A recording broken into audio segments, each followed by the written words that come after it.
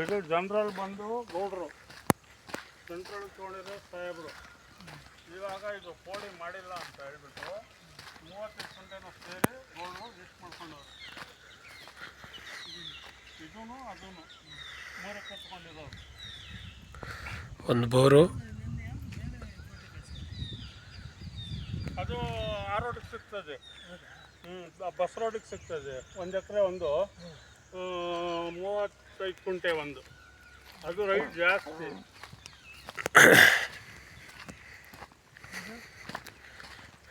ಇದು 2.75 ಹೇಳ್ತಾರೆ ಕುಂಟೆ.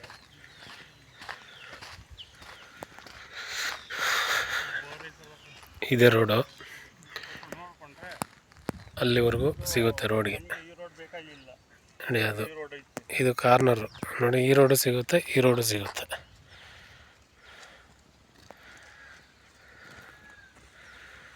ಇದೇ ಜಾಗ.